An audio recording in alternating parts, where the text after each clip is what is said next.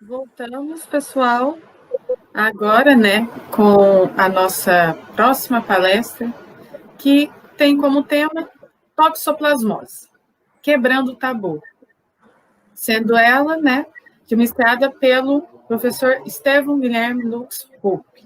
Boa tarde, professor. Boa tarde, tudo bem? Tudo bem? Muito obrigada por ter aceitado o nosso convite. Estamos muito gratos. E antes de começar, vou te apresentar. O professor, né, ele é graduado em Medicina Veterinária pelo UEL em 2003. Ele é mestre e doutor em Medicina Veterinária pela Unesp e atualmente é professor de enfermidades parasitárias e zoonoses no curso de Medicina Veterinária da Unesp. Muito obrigada e eu vou lhe passar a palavra. Obrigado, fico muito feliz com o convite. É sempre gostoso falar do que a gente gosta, ainda mais para quem está interessado em aprender um pouco. Então, fico muito feliz mesmo e espero contribuir à altura para um evento desses. Vamos conversar hoje um pouco sobre toxoplasmose. O foco, obviamente, serão os animais de companhia, mas o objetivo principal dessa apresentação não é, obviamente, atender apenas aos clínicos de animais de companhia, e sim oferecer informações relevantes sobre essa doença. O clínico acaba sendo um profissional muito importante para a gente, porque geralmente é o médico veterinário que está na linha de frente, lidando com esse tipo de problema, né? Quantas vezes a gente já não ouviu falar de disparates como mulheres grávidas que são orientadas pelos seus ginecologistas obstetras a soltarem os seus gatos ou darem seus gatos para outra pessoa porque elas não podem pegar toxoplasmose, entre outras coisas, né? A ideia, então, com essa apresentação, é mostrar para vocês que esse parasita não tem nada de misterioso, na verdade, tudo que a gente precisa conhecer sobre ele, a gente já conhece, e a grande diferença mesmo é colocar em prática essas coisas relacionadas a ele, ok? Eu vou separar a apresentação em 4 pontos distintos. A gente começa falando sobre o patógeno. Ele é de longe um dos parasitas mais interessantes que existem em todo o planeta, um dos parasitas mais estudados pela ciência e ainda assim que nunca deixa de nos surpreender. Vamos conversar, obviamente, sobre a doença nos animais de companhia. O foco principal aqui vai ser mostrar para vocês que sim, a doença comete esses animais, mas não, ela não é tão frequente quanto parece, tá? Depois a gente conversa brevemente sobre a doença nos humanos, e aí, por fim, a gente começa a abordar a ecologia da doença. Um detalhe fundamental da toxoplasmose é conhecer em detalhes a ecologia da doença e saber como ela se comporta em cada uma das diferentes situações. Bom, tudo começa com a descoberta desse bicho, desse protozoário, e a história dele já começa bastante interessante. Esse protozoário foi descoberto acidentalmente, quase ao mesmo tempo, e por 2 pesquisadores, uma dupla de pesquisadores na Tunísia e um pesquisador italiano radicado brasileiro. Essas 2 equipes de pesquisadores encontraram esse parasita em animais de biotério. No caso dos colegas da Tunísia, o parasita foi encontrado em um roedorzinho muito comum naquela parte da África, chamado de gundi, enquanto aqui no Brasil ele foi encontrado em coelhos, que eram usados como cobaias no biotério do Dr. Spoladori, um grande parasitologista na época. O Dr. Spoladori, apesar de descobrir o parasita, deixou isso simplesmente como uma comunicação e não fez uma descrição formal da espécie. Nicole e Manceau, por sua vez, 2 pesquisadores franceses que na época estavam fazendo pesquisas para controlar a leishmaniose na Tunísia, na época uma colônia francesa, por outro lado, foram um pouco mais além. No início, eles imaginavam que aquele protozoário diagnosticado no gundi tratava-se de leishmania, mas quando eles começaram a estudar um pouco melhor, notaram que não era leishmania e era, na verdade, um protozoário completamente distinto de todos aqueles que haviam sido conhecidos até então. Justamente por isso, Nicole e Manceau nomearam aquele novo protozoário como Toxoplasma gondii, toxo de arqueado, plasma de célula e gondii, em homenagem ao roedorzinho, que foi o primeiro hospedeiro conhecido desse parasita. Tem até um dado interessante, que a grafia está errada. Se a gente fosse manter a grafia correta, seria Toxoplasma gondii, mas o nome que ficou válido é esse, usando a letra O. Esse protozoário, o Toxoplasma gondii, pertence a um dos fila mais interessantes de todo o grupo dos protozoários, o fílum Apicomplexa. Esse fílum é representado por uma vasta gama de espécies muito distintas entre elas, e todas têm como característica comum a presença de um conjunto de organelas, ou até mesmo uma organela distinta, de acordo com alguns pesquisadores, denominada apicoplasto, ou complexo apical. Essa organela tem uma origem muito semelhante à origem dos cloroplastos presentes nas células vegetais. E hoje a gente sabe que graças a essa organela, o apicoplasto ou complexo apical, é que todo o metabolismo celular dos apicomplexa é bastante diferente daquele observado nas demais células eucariontes. Dentro do fílum apicomplexa, a subclasse que nos interessa, aquela a qual o Toxoplasma gondii faz parte, é a subclasse Coccidia, caracterizada essencialmente por parasitas intracelulares obrigatórios. Esses parasitas dependem do maquinário enzimático e dos recursos da célula hospedeira para poder manter as suas funções vitais e se reproduzir. Uma outra característica interessante dos coccídeos é que todos eles têm como produto final da reprodução sexuada que ocorre nos hospedeiros definitivos, os oocistos. Esses oocistos vão ser formas de resistência ao meio ambiente, são utilizados para transmissão para novos hospedeiros. O Toxoplasma tem uma estratégia ainda mais interessante, além de também utilizar essa estratégia reprodutiva. E uma característica curiosa da subclasse Coccidia: a grande maioria das espécies desse grupo de parasitas apresenta altíssima especificidade de hospedeiro. Eles são geralmente adaptados a uma única espécie de hospedeiro ou algumas poucas espécies. A principal exceção é justamente esse parasita que a gente está conversando hoje. A gente já entra um pouco melhor nisso. Dentro da subclasse Coccidia, a gente entra na família Sarcocistidae, que tem como principal característica a formação de cistos teciduais ao final do processo de reprodução assexuada, que pode ocorrer tanto nos hospedeiros definitivos quanto nos hospedeiros intermediários. Uma provável exceção a essa regra da família Sarcocistidae são os protozoários do gênero Besnoicia, mas eles não vêm ao caso hoje, não são tão interessantes assim do ponto de vista clínico. Por que esses cistos teciduais são fundamentais? Graças a eles, os parasitas da família Sarcocistidae podem explorar a cadeia trófica como forma de se transmitir para outros animais. Então, quando um hospedeiro viável se alimenta dos tecidos de um outro hospedeiro que tem esses cistos teciduais viáveis, ele acaba adquirindo o parasita e ele consegue passar de um hospedeiro para outro sem necessidade de envolvimento do meio externo. Uma estratégia bastante interessante, né? Quando a gente alia os cistos teciduais aos oocistos, as formas de transmissão que o parasita acaba tendo são bastante grandes. Por último, uma coisa interessante do Toxoplasma gondii é que ele é apenas uma espécie. No gênero Toxoplasma só existe essa espécie. Apesar disso, o Toxoplasma gondii tem uma diversidade muito elevada de genótipos. Quando a gente leva em consideração Toxoplasma gondii no Velho Mundo, Europa, África, Ásia, norte da África, ok?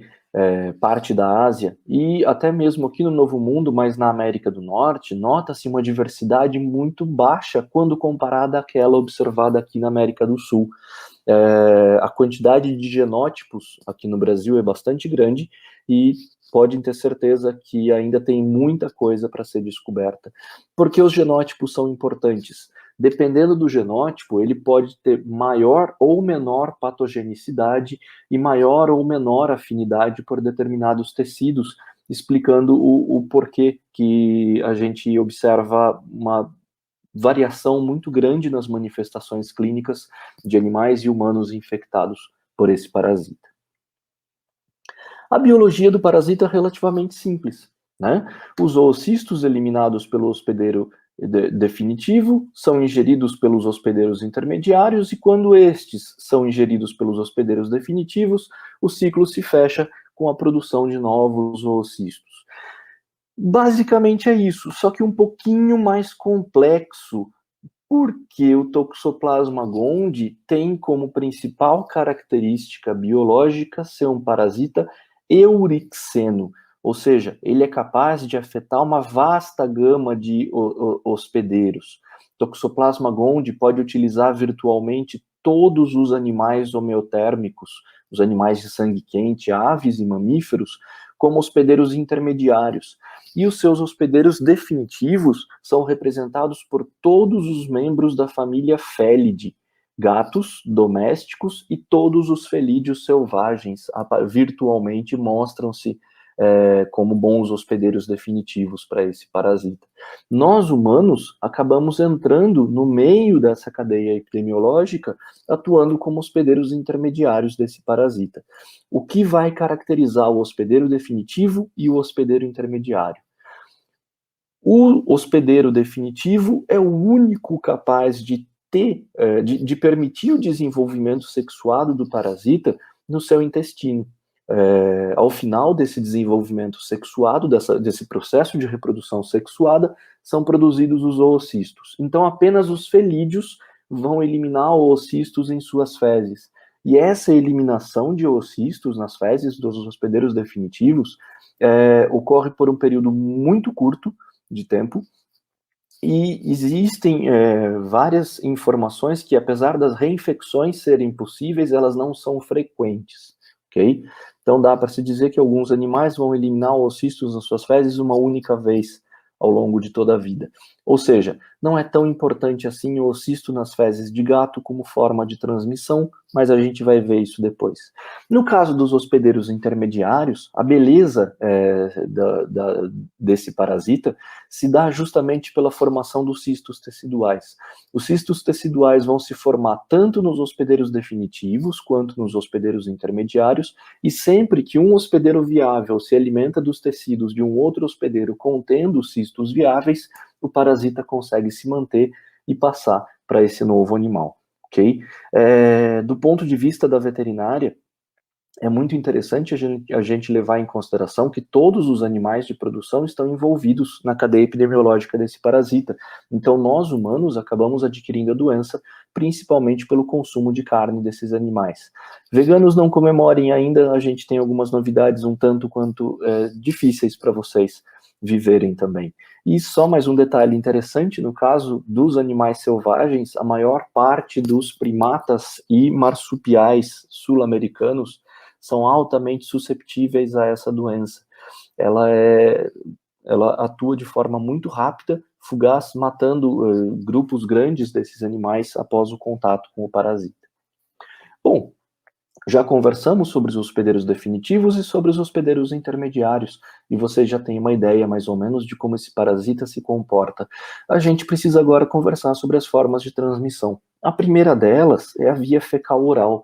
O parasita, através dos oocistos, é eliminado das fezes de seu hospedeiro, vai precisar de um tempo, cerca de 5 a 7 dias, para chegar à sua forma infectiva, para terminar o processo de esporulação, e esse oocisto pode ser ingerido por outros hospedeiros definitivos ou intermediários. Não necessariamente por ingestão das fezes, mas por ingestão desses oocistos contaminando água e alimentos. E quando nós ingerimos essa água e esses alimentos, nós acabamos adquirindo os oocistos. É aí que os veganos acabam entrando na cadeia epidemiológica também. Claro, para nós humanos já foi mais do que demonstrado que o carnivorismo é uma das principais formas relacionadas à maior parte dos casos, apesar de boa parte dos surtos da doença diagnosticados estarem relacionados à transmissão hídrica da doença. Okay? Por fim, uma outra forma de transmissão da doença, e essa só ocorre quando a fêmea, seja mulher ou seja do animal, adquire a doença durante a gestação. E os taquizoítos do parasita vão passar via placenta para os fetos, podendo causar abortos ou malformações. Nos animais de companhia, a principal característica da toxoplasmose é que é uma doença com baixa morbidade e baixa mortalidade. Ou seja, a gente vai ter uma quantidade muito maior de animais infectados, livres de qualquer manifestação clínica, do que de animais infectados que apresentem doença clínica propriamente dito, e ainda mais raro aqueles que vão morrer em decorrência da doença. Ok? As manifestações clínicas da toxoplasmose são mais frequentes em gatos. Não é que ela não ocorra em cães, mas a doença é uma doença principal de gatos. A toxoplasmose clínica em cães, se vocês começarem a fazer alguns estudos de revisão de literatura, vocês vão notar que ela era mais comum até 1989, e depois ela passou a deixar de ser diagnosticada com tanta frequência. Por quê? Existe um outro parasita da família Sarcocistidae, o Neospora caninum, que, por ter muita similaridade com Toxoplasma gondii, acabou levando a falsos diagnósticos em cães. Esse parasita, esse protozoário, Neospora caninum, foi descrito só em 1989, e justamente por isso, a partir desse ano, que começaram a fazer uma diferenciação mais correta entre Toxoplasma e Neospora. Justamente por causa disso, nos cães a gente considera a neosporose mais frequente, mais importante, e nos gatos a toxoplasmose é mais importante. Mas ainda destacando, não é porque a doença não é tão frequente em cães que ela não ocorra em cães. Tá? Mas para vocês terem uma ideia, nos gatos a soroprevalência é altamente variável. A gente observa uma soroprevalência muito variável, que vai desde 6% até 88%. Quase 9 em cada 10 gatos apresentam anticorpos contra esse parasita. Vamos conversar um pouco da doença nos cães, porque ela acaba sendo mais diagnosticada, até porque cães são mais frequentes na clínica, né? Até pelo próprio comportamento dos gatos, o proprietário de gatos demora para notar que o animal precisa de cuidados veterinários. E o cão não, o cão ele acaba sendo sempre mais óbvio com relação às suas manifestações clínicas, né? Bom, nos cães, a doença é tipicamente uma doença neurológica. As principais manifestações da toxoplasmose nesses animais estão relacionadas a sinais neurológicos, como convulsões, disfunções nos nervos cranianos, tremores, ataxia e paresia, paralisia. A questão é, apesar desses sinais clínicos estarem relacionados à toxoplasmose, eles podem estar relacionados a diversas outras doenças neurológicas, inclusive doenças não infecciosas, como, por exemplo, um AVC, ok? Algumas manifestações sistêmicas já relacionadas à toxoplasmose canina estão relacionadas à sensibilidade a sons altos, muito provavelmente por alteração em nervos cranianos, miosite, emaciação e alterações de locomoção. Os animais começam a mostrar fraqueza de membros posteriores, principalmente, e distúrbios de locomoção. Nos cães ainda, algumas alterações oftálmicas podem ser observadas. Conjuntivite necrotizante, uveíte anterior, endoftalmite e corioretinite já foram relacionadas à infecção por esse patógeno. Em todos esses casos, é muito importante que o oftalmologista leve em consideração a toxoplasmose dentro da sua lista de diagnóstico diferencial para aquela doença. E, por fim, uma outra manifestação da toxoplasmose muito curiosa é a toxoplasmose cutânea. Ela é caracterizada por uma dermatite alopécica pustular que geralmente está associada a quadro de imunossupressão, por exemplo, sinomose ou corticoterapia. É interessante porque uma das doenças que entram no diagnóstico diferencial passa a ser a leishmaniose, né? Então é muito importante que isso seja levado em consideração também.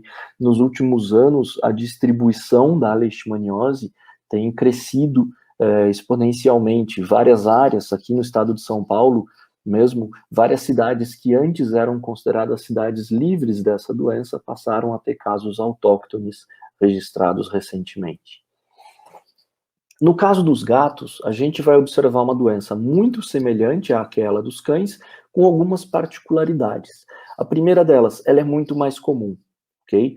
Mas se vocês conversarem com os clínicos que estão na linha de frente, vocês vão ver que eles têm uma experiência maior com casos suspeitos de toxoplasmose em cães do que com casos suspeitos de toxoplasmose em gatos. A primeira delas, e a mais importante de todas nos gatos, é a toxoplasmose congênita. Quando a gata adquire a doença durante a gestação, os filhotinhos, os gatinhos, podem nascer com alterações como hepatite, pneumonia e encefalite. E isso pode acabar resultando em ascite, letargia, dispneia, e esses filhotinhos podem morrer logo nos primeiros dias de vida. Caso eles não morram, eles podem se apresentar um pouco mais fraquinhos, um pouco mais debilitados em comparação com os outros gatinhos da ninhada, ok? No caso dos gatos adultos, as manifestações são inespecíficas da mesma forma que aquelas nos cães, com o adicional de que a forma respiratória da doença começa a ser um pouco mais frequente. Anorexia, tosse, dispneia, febre, letargia, emese, icterícia, uma série de alterações cardíacas e neurológicas, assim como alterações oftálmicas e cutâneas, já foram relacionadas à infecção de gatos por Toxoplasma gondii durante a vida adulta. Com destaque para alguns itens relacionados às manifestações clínicas dessa doença, a hepatite é bastante frequente. Em nós humanos, hepatite também é observada, assim como nos animais selvagens, porque o parasita mostra uma capacidade de se multiplicar nesse órgão, e essa hepatite pode estar também associada a alterações inflamatórias intestinais. Lembrem-se que os gatos desenvolvem a forma sexuada do parasita no seu intestino, né? Essas alterações inflamatórias intestinais podem estar relacionadas sim à diarreia. Um gato com diarreia pode ter toxoplasmose? Pode ter. É comum? Definitivamente não. Lembrem que as reinfecções, apesar de possíveis, não são sempre que ocorrem, ok? Pode acontecer de um gato eliminar toxoplasma apenas uma única vez em toda a sua vida. Nesses casos de hepatite e alterações inflamatórias associadas, há aumento de linfonodos associados, porém esses linfonodos, por serem intraabdominais, dificilmente serão palpados. Pneumonia é observada nos animais. Como havia dito, manifestações respiratórias são relativamente comuns em felinos e ela está relacionada à síndrome respiratória, podendo inclusive evoluir para choque séptico e morte. Claro que não é algo frequente, como havíamos conversado anteriormente, a doença tem baixa morbidade e baixa mortalidade, mas é algo a ser levado em consideração. Das alterações neurológicas, basicamente as mesmas alterações observadas nos cães, e no caso das alterações oftálmicas, além de uveíte anterior, soma-se uveíte posterior, iridociclite, glaucoma e deslocamento de retina. Todas essas observações podem ser muito dificultadas, até porque gatos têm um encaminhamento mais raro para esse tipo de especialidade, né? Não quer dizer que não acontece, mas na maior parte das vezes, quando o gato é encaminhado para o oftalmologista já não tem muito mais para fazer, a doença já está bastante cronificada. Okay? No caso das alterações cutâneas, a gente observa basicamente a mesma coisa que nos cães, alterações muito semelhantes a uma dermatite pustular, associada frequentemente a casos de imunossupressão. No caso dos gatos, a associação com FIV e FeLV é bastante possível. Como fazer o diagnóstico nesses animais? Temos várias opções. A RIF, a reação da imunofluorescência indireta, o teste de ELISA, são os mais utilizados, mas uma série de testes podem ser usados. O mais importante não se faz diagnóstico de toxoplasmose em animais de companhia baseado em um único teste, ok? A gente precisa sempre fazer exames pareados, então vou fazer o teste de toxoplasmose hoje e vou repetir esse teste daqui 2 a 4 semanas e vou fazer a comparação para ter uma ideia se teve aumento da titulação de anticorpos, manutenção da titulação de anticorpos ou decréscimo da titulação, ok? No caso dos exames pareados, quando eu pego um animal em doença clínica, é esperado que essa titulação de anticorpos aumente, ok? Se aumentou a titulação, eu posso ter certeza de que tratava-se de toxoplasmose. Do contrário, pode ser apenas um animal que já tinha infecção por esse patógeno e que começou a manifestar sinais clínicos causados por outra doença aleatória, tá? Sempre que vocês pedirem testes sorológicos para um laboratório, peçam que o laboratório forneça o ponto de corte utilizado. Geralmente o ponto de corte utilizado é 1:64, mas alguns laboratórios podem utilizar diluições diferentes, titulações diferentes como a caracterização de positividade, ok? Alguns outros testes, por exemplo, o bioensaio, podem ser utilizados para detecção, para isolamento do parasita e caracterização molecular. O problema do bioensaio é que eu não tenho como fazer em animais vivos. Geralmente o bioensaio é feito a partir de tecido obtido em necrópsia, ok? O bioensaio é feito em camundongos. Existe a possibilidade, hoje em dia, de se fazer isso em cultivo celular, porém o bioensaio traz uma informação adicional que o cultivo celular não permite, que é a avaliação da patogenicidade daquela linhagem para os camundongos. Uma coisa bastante interessante é que tem uma correlação muito forte entre a patogenicidade de Toxoplasma gondii para camundongos e para humanos. Então dá para se dizer que sempre que uma linhagem é muito patogênica para camundongos, ela provavelmente tem potencial patogênico para humanos também, ok?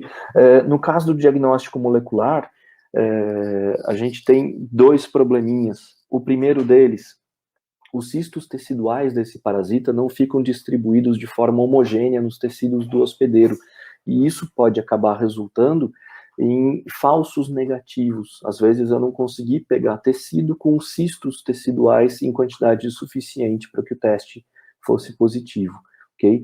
Uma outra questão do diagnóstico molecular é que não é qualquer laboratório que está capacitado para fazer os testes, e existem vários testes possíveis de serem feitos, desde os testes mais simples até aqueles mais sofisticados envolvendo microsatélites. Quando eu considero meu animal positivo para toxo? Em primeiro lugar, de acordo com o resultado da sorologia. Um único resultado de sorologia é insuficiente para fechar, pode ser sugestivo, mas ele é insuficiente. Esse resultado da sorologia, combinado a quadro clínico compatível, já vai me clarear um pouco mais o diagnóstico, ok? O quadro clínico compatível tem um porém. Como todas as manifestações clínicas da toxoplasmose são relativamente inespecíficas, é muito provável que outras doenças que não a causada pelo toxoplasma acabem me levando a um falso diagnóstico, ok? Então, sorologia mais quadro clínico compatível. Se eu tiver essas 2 características unidas, eu entro com o tratamento, e se a resposta ao tratamento for positiva, ou seja, eu tiver remissão de sinais clínicos, eu posso aí, de fato, confirmar aquele caso como se tratando de toxoplasmose. Do contrário, eu estou dando antibiótico à toa para o animal. Se instituída a antibiótico terapia, eu não noto melhora clínica do meu animal após 5 dias do tratamento, não devo continuar com esse tratamento. Okay? Lembrem-se, uma das metas do milênio da ONU é reduzir o uso inadequado de antibióticos, não apenas em humanos, mas também em animais. Nós, veterinários, acabamos sendo um dos principais profissionais para a orientação correta do uso de antibióticos. No caso de humanos, como a doença se manifesta? A mais importante delas é a toxoplasmose congênita. A toxoplasmose congênita é relevante sempre em mulheres soronegativas para esse parasita. quando essas mulheres adquirem a toxoplasmose durante a gestação, os taxoítos, as formas de multiplicação rápida do parasita, podem passar via placenta para o feto. Independendo da fase de gestação que a mulher se encontra, esse feto pode ser abortado ou pode nascer com malformações, como hidrocefalia, microcefalia, calcificação intracerebral e corioretinite, além de outras inúmeras malformações que podem estar relacionadas até à redução da audição e outras coisas, ok? É muito importante que mulheres soronegativas façam um acompanhamento ao longo de toda a gestação. Por quê?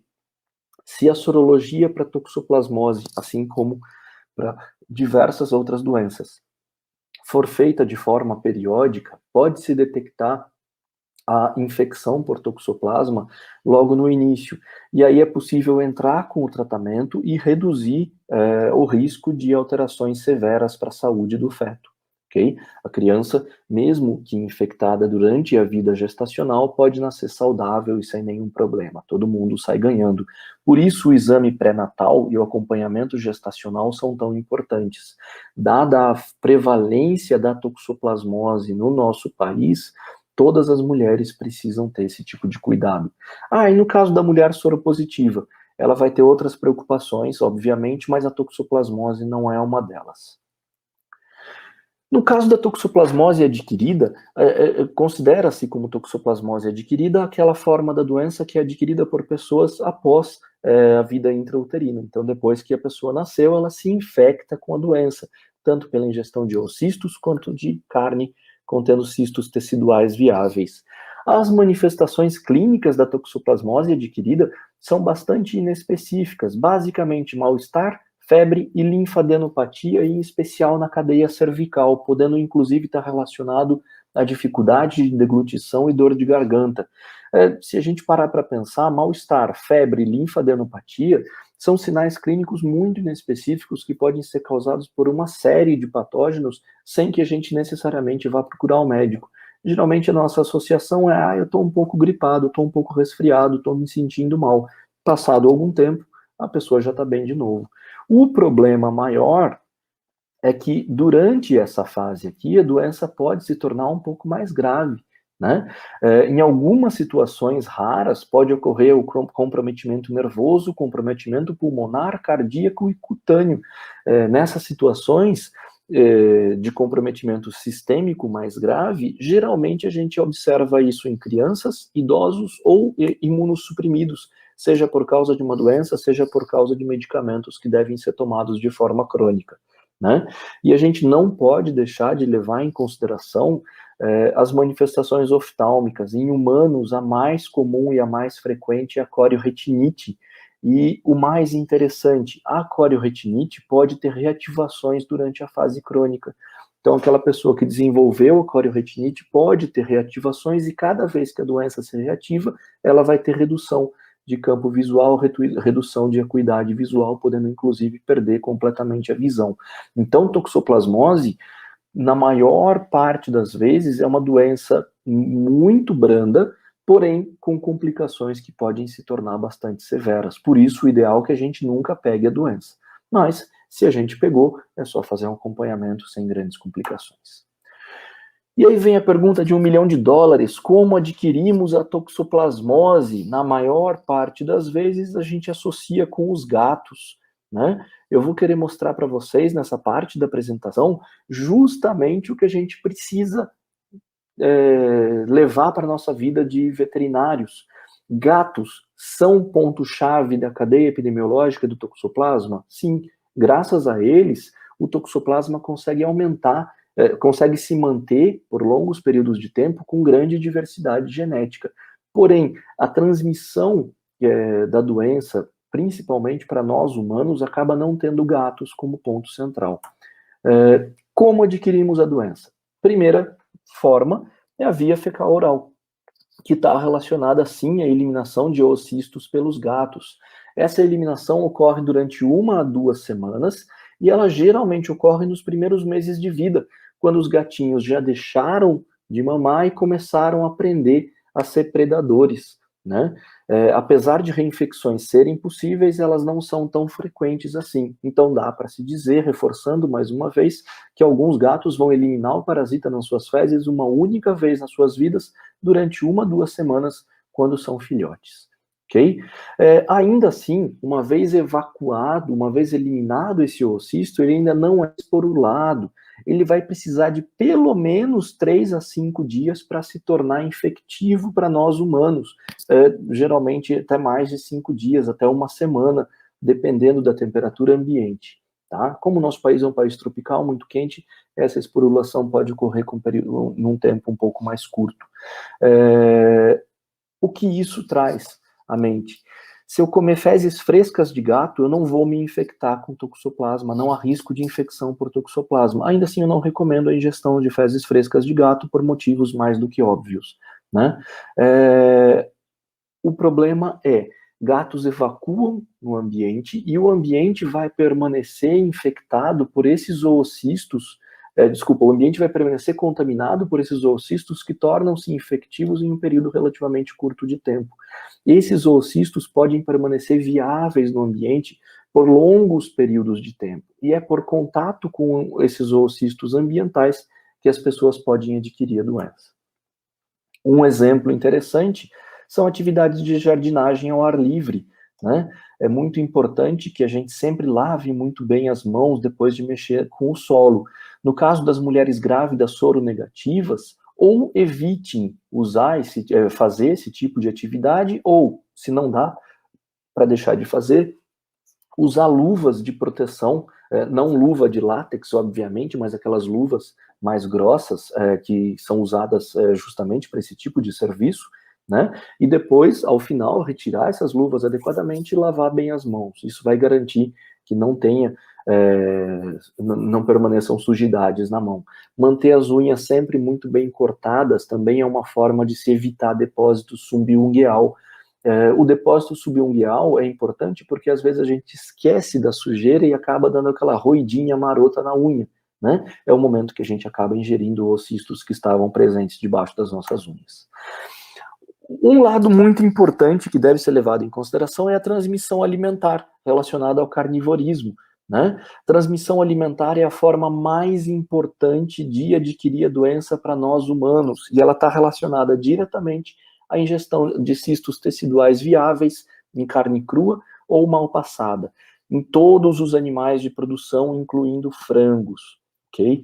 E um detalhe interessante, recentemente, nota-se uma tendência à produção animal respeitando os princípios do bem-estar, né? E em todas essas situações, o que a gente nota é que o sistema de produção vem tendendo a um sistema de produção extensivo, né? Como o frango caipira, o porco caipira e assim sucessivamente. Por um lado, nós ganhamos de fato no bem-estar, mas por outro lado, a gente perde muito no controle da sanidade desses animais. O consumo da carne desses animais passa a oferecer um risco maior. É improvável que a gente pegue toxoplasmose comendo frango de granja, esses frangos que a gente compra em bandeja, mas aquele frango caipira que a gente pode acabar fazendo o abate na própria fazenda e fazendo ele cozido, mal cozido de repente, isso pode sim servir como fonte de infecção. Porco é uma forma muito importante de se adquirir a doença.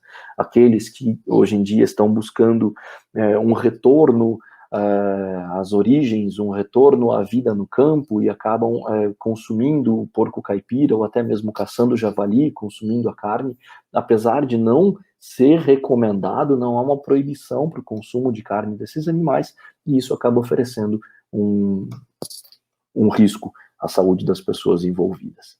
O que é importante? O sistema de produção vai mudar. Isso é uma tendência que a gente observa em todo o planeta. Na Europa já mudou e provavelmente aqui no Brasil a gente também vai ver uma mudança gradual. Se esse sistema de produção muda, todo o nosso sistema de inspeção sanitária vai ter que se adaptar a essa nova realidade, menos tecnificada, com mais riscos, porque a função de nós, veterinários, é garantirmos que todo produto de origem animal seja inócuo à saúde, traga saúde de fato. A gente come e quer ficar saudável, e não comer e ficar doente, né? Uma outra forma de transmissão alimentar que está relacionada à via fecal-oral é a presença de oocistos em vegetais e frutas. E é aí que os veganos e vegetarianos também ficam expostos ao risco de infecção. Mesmo que eles não comam nunca carne, eles podem, de repente, comer uma salada e essa salada está cheia de oocistos porque aquela horta foi regada com água contaminada com oocistos ou porque tinha gatos presentes na horta. Okay? Uma informação bastante interessante, tem um trabalho que mostra que não tem diferença da prevalência de toxoplasmose entre vegetarianos estritos e onívoros, ou seja, deixar de comer carne não protege ninguém da toxoplasmose, ela vai chegar para a gente de alguma outra forma. E uma outra coisa que acaba sendo deixada um pouco de lado, comidas cruas e manipuladas junto com vegetais também oferecem risco. Não é porque o peixe não faz parte da cadeia epidemiológica do toxoplasma que ele não está relacionado à transmissão. Se a gente vai no restaurante japonês, a gente sabe que geralmente os sushis e sashimis e todos os alimentos vêm naquelas bandejas super legais que acabam sendo decoradas com vegetais. Esses vegetais são um ponto crítico e eles podem acabar contaminando esses itens alimentares que não teriam, em outra situação, nenhuma relação com o toxoplasma. E aqueles que gostam de ostras e outros moluscos filtradores, muita atenção. Como as ostras são consumidas cruas, elas filtram a água do mar e elas podem concentrar em seus tecidos oocistos presentes na água, ok? Então, quando a gente come a ostra, a gente pode comer um oocisto que estaria presente naquele mar. É um risco que oferece hoje para a nossa saúde e que acaba não sendo levado em consideração. Um detalhe, ostra não tem como ser processada caso a gente queira consumi-la da forma tradicional, né? A forma de consumo tradicional da ostra é o consumo dela crua, com algumas gotas de limão, um pouco de sal ou algum molho específico, né? Mas geralmente ela crua, até viva, não sei se vocês sabiam. Mas, enfim, se você não quer deixar nunca de comer ostras, leve isso em consideração. Ficou doente um tempo depois de comer, procure um médico, passe essa informação para ele. E no caso das mulheres grávidas soronegativas, esperem 9 meses para voltarem a comer ostras, ok? No caso da transmissão hídrica, em meio aquático, os oocistos podem permanecer viáveis por períodos de até 18 meses, 1 ano e meio, esses oocistos viáveis em meio aquático. Isso é tão importante que os maiores surtos de toxoplasmose registradas em todo o mundo, e a maior parte deles registrada justamente aqui no Brasil, estão relacionados à transmissão hídrica desse parasita, ok? Um outro detalhe interessante é que a cloração utilizada na água não é suficiente para inativar os oocistos. A quantidade de cloro que a gente coloca na água de bebida, né, naquela proporção regulamentada pelo CONAMA, não é suficiente para inativar os oocistos. Os oocistos são retirados da água, não pela cloração, mas sim pela decantação durante a fase de tratamento. Okay? Qualquer problema que ocorra durante essa fase do tratamento pode comprometer a sanidade de toda uma cidade que receba a água daquela fonte. Por fim, como a gente previne a doença? Essencialmente, cozimento adequado de carnes, mas se assim como eu, vocês também gostam de comer a carne de vocês mal passada, ou até mesmo comer carne crua na forma de steak tartar, quibe cru ou outras coisas, consumir essa carne após o congelamento, entre 7 a 12 graus negativos, durante um mínimo de 4 dias. Tem trabalhos antigos feitos pelo próprio Dubey que mostram que o congelamento é suficiente para inativar os cistos teciduais. Okay? No caso de todos, mas em especial veganos e vegetarianos, lavar muito bem os vegetais em água tratada. Okay? Retirar a casca deles acaba sendo uma forma, inclusive, de minimizar o risco de infecção. Não precisam ficar paranoicos. Mais uma vez, o grande problema da toxoplasmose é para grupos de risco e para gestantes soronegativas. Nesse caso, a gente pode ficar um pouquinho paranoico. De resto, vamos só garantir o bom senso que acaba resolvendo bastante o problema. Quem tem gato em casa, sabendo que eu vou precisar de no mínimo 3 dias para os oocistos se tornarem infectivos, é só eu limpar a caixa de areia diariamente. Né? Limpo a caixa de areia corretamente, removo toda a areia e posso, inclusive, jogar água fervente na caixa de areia de modo a esterilizá-la. Okay? Evitem desinfetantes que tenham cheiro forte, porque se vocês, assim como eu, têm gatos em casa, sabem que qualquer coisa que tenha um cheiro minimamente estranho já vai fazer com que eles evitem aquele tipo de coisa. Reforço mais uma vez, o grande problema da toxoplasmose são para pessoas de grupos de risco, que aí pessoas saudáveis dificilmente vão ter complicações resultantes dessa infecção. A máxima do controle da toxoplasmose é a higiene e bom senso. Bom senso não se vende na farmácia, mas a gente consegue criar o nosso próprio, ok? E o mais importante de tudo, evitem comer fezes de gatos, né? Caso vocês ainda assim queiram comer fezes de gatos, eu recomendo essa receita do site do TasteMade, tem um vídeo lá, é uma dica ótima, inclusive, para se utilizar para a festa de aniversário dos nossos amigos veterinários, né? Fica aqui a receita, apesar do aspecto um tanto estranho, ela deve ser deliciosa, porque todos os ingredientes utilizados são bons, e termino a palestra trazendo uma informação legal para vocês. Todas as imagens utilizadas nessa apresentação são dos gatos aqui de casa. Nós somos loucos por gato aqui em casa, todos eles foram adotados. Esse é o Marques, ele foi resgatado de dentro de um bueiro, tinha sido mordido por um cão, provavelmente, estava todo machucado. Essa é a Juju, ela foi dada para a gente de presente, mas ela também foi resgatada num dia chuvoso, ela provavelmente foi agredida porque ela tem um dos caninos quebrados.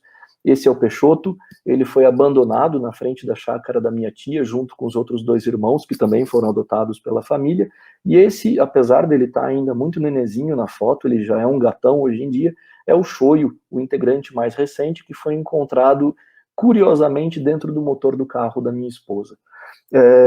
A gente tem esse receio da toxoplasmose, né, mas garanto para vocês, aqui em casa, eu, minha esposa e a minha filha mais nova, que mora com a gente, não temos toxoplasmose e temos 4 gatos. Ou seja, ter gato não oferece risco nenhum para a saúde de ninguém, ok? Justamente por isso, eu deixo registrado um incentivo, adote em animais. Se você quiser comprar um animal, pode comprar, mas nunca deixe de adotar.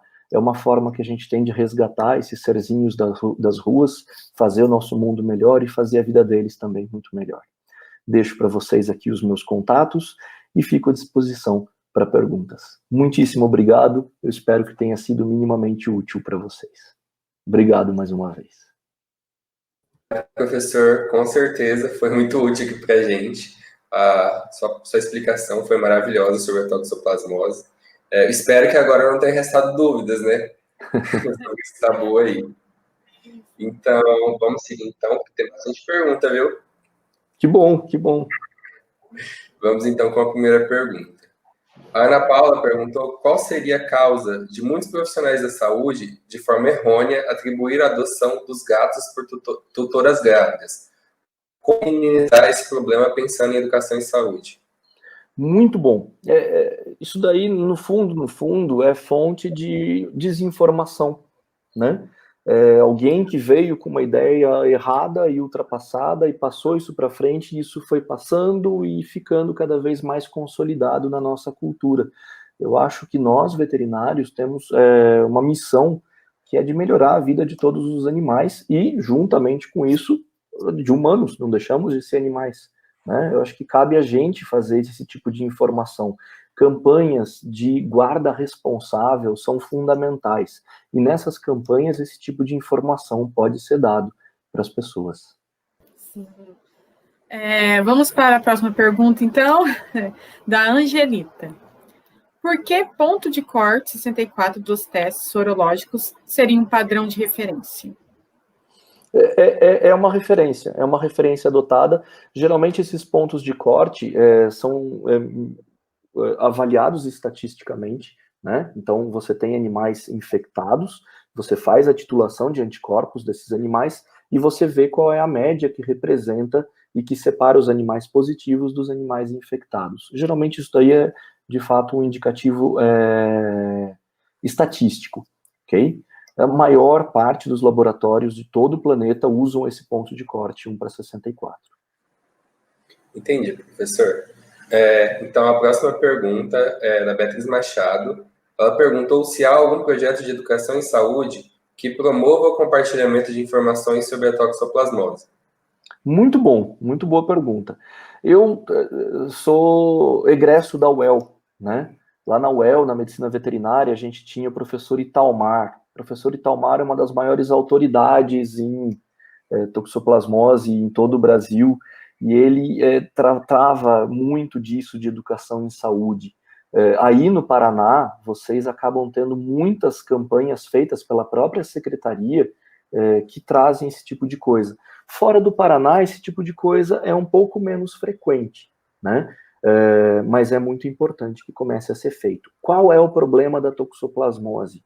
Ela acaba sempre perdendo um pouco para outras doenças que sempre são mais importantes, por terem morbidade e mortalidade mais elevadas, né? Então, os recursos acabam sendo destinados para essas outras doenças. Ainda assim, nós, na universidade, podemos abraçar a causa da toxoplasmose e fazer campanhas de extensão voltadas especialmente para esse fim. Vamos, então, agora para a pergunta da Nath. Se não obtivermos a melhora do quadro nos 5 dias de tratamento e suspendermos o tratamento de acordo com a indicação, temos um outro tratamento ou algum protocolo a seguir? Uma sugestão. Se o antibiótico não resolveu até 5 dias a toxoplasmose, é porque não é toxoplasmose. Então eu volto lá na minha investigação clínica, pego a minha listinha de diagnóstico diferencial e começo a levantar quais são as outras possibilidades, né? Sempre lembrar, no caso de doença neurológica, que as pessoas acabam focando tanto na toxoplasmose, né? Porque a toxoplasmose é comum, meu animal está com sinal neurológico, então é isso que ele tem, né? E acaba deixando de lado algumas outras doenças que hoje podem ser facilmente diagnosticadas, como, por exemplo, um AVC, né? Claro, vai gastar mais dinheiro, porque não é um exame barato, mas é possível de ser feito. Quando eu estava na graduação, esse exame simplesmente não era uma opção. Hoje em dia ele é feito até aqui em Jaboticabal. Tá? Não por causa da Unesp, mas porque algumas clínicas particulares oferecem esse tipo de serviço aqui na região. Bom, vamos para a próxima pergunta, então. É da Ana Júlia. Ela perguntou se é possível visualizar durante a inspeção cistos nas carnes cruas.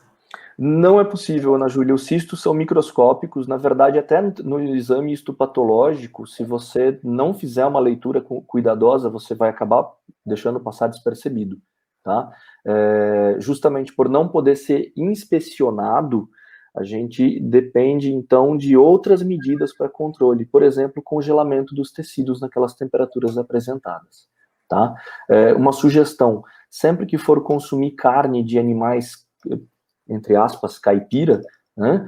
Animal criado extensivamente, que tenha risco, por exemplo, principalmente carneiro, porco, congela a carne antes. Em freezer doméstico, que garanta uma temperatura de pelo menos menos 18, menos 20 graus, congela por uma semana, pode consumir depois sem problema nenhum, tá? Então, vamos para agora a pergunta da Letícia. Ela queria que você comentasse a relação entre pacientes com HIV, né, AIDS, e a infecção por toxoplasmose. Uma pergunta muito boa. A toxoplasmose ganhou a importância que ela tem hoje justamente por causa do início da pandemia de HIV, né? Notou-se, na época que ainda não existia tratamento para essa doença, que o tratamento era super paliativo, notou-se que os portadores do vírus HIV, que já tinham desenvolvimento de síndrome de imunodeficiência adquirida, mostravam uma manifestação muito severa da doença, geralmente neurológica e respiratória, tá? Então, pessoas que tenham HIV e que não tomam a medicação de forma correta, ou pior ainda, que não sabem que estão infectados, são de fato pertencentes àquele grupo de risco que a gente comentou, tá? Agora, se você tem HIV, mas você faz todo o tratamento correto, acompanhamento com o médico certinho, e mantém o vírus em níveis indetectáveis, não é um problema. tá? Seu sistema imunológico está funcionando da mesma forma como de qualquer outra pessoa livre do vírus. Obrigado pela informação, professor. A próxima pergunta é da Nath. Ela perguntou qual o motivo de alguns médicos pedirem para as grávidas não ingerirem peixe cru como sushis e sashimis. Nath, isso daí é relacionado diretamente à possibilidade, ao risco de contaminação cruzada da carne do peixe cru com ocistos presentes, por exemplo, nos vegetais que são usados para decoração dos pratos, tá? Essa contaminação cruzada pode ocorrer durante o preparo dos alimentos, a faca, a mão do sushi man, a tábua, enfim, é um risco. Então, pede-se que mulheres grávidas soronegativas evitem comer todo e qualquer alimento que tenha esse risco de contaminação cruzada, tá? A comida crua é sempre um risco especial. No caso de sushi e sashimi, por serem comidas manipuladas, mas toda e qualquer comida muito manipulada, toda e qualquer comida crua, acaba oferecendo um risco para a saúde das pessoas. O Gabriel perguntou, a pessoa que teve toxoplasmose pode se infectar novamente? Boa pergunta. Vou responder da forma mais simples, não, tá? A imunidade que a pessoa vai desenvolver impede que ela se infecte sucessivas vezes. Existem algumas suposições, existem algumas observações que mostram que quando a gente muda o genótipo, pode ocorrer, de fato, reinfecção, né? Mas, via de regra, a gente considera que não, a pessoa vai se infectar uma única vez e vai permanecer infectada pelo resto da vida. Bom, professor, então, para finalizar a última pergunta, da Nath, ela falou, então, se preparado com as devidas condições de higiene, o peixe cru pode ser consumido sem oferecer risco de transmissão dos oocistos? Sem oferecer risco de transmissão é muito forte mesmo. Pode minimizar o risco, mas o risco existe, tá? Então, se você pertence a um desses grupos de risco e não pode correr, não pode se expor a esse azar, o melhor é evitar o consumo, ok? Então, essa é a parte mais importante. Tinha uma pergunta antes da dela, eu acho que é importante, ela passou rapidinho, essa do tratamento de água. Pelo amor de Deus, não, o tratamento de água é perfeito, tá? O tratamento de água é perfeito. Qual que é o problema? Se acontecer algum problema durante a fase de decantação, os oocistos não vão ser destruídos pela cloração, e aí eles podem ser disseminados pela distribuição de água, tá? Agora, se todo o processo de tratamento de água ocorrer da forma correta, como ele ocorre em 99,9% dos casos, não tem risco nenhum. A água brasileira é de qualidade muito superior à água de outros países, inclusive, tá? Então, fiquem tranquilos. É engraçado, a gente se compara muito com outros países sempre de forma negativa, né? Mas a legislação brasileira é muito mais rigorosa com relação à qualidade de água do que a legislação americana, por exemplo, tá? Então, fiquem tranquilos, a nossa água e a nossa comida são perfeitas, vocês podem comer sempre com toda a garantia de que isso só vai trazer saúde para vocês, tá? Beleza, então, professor.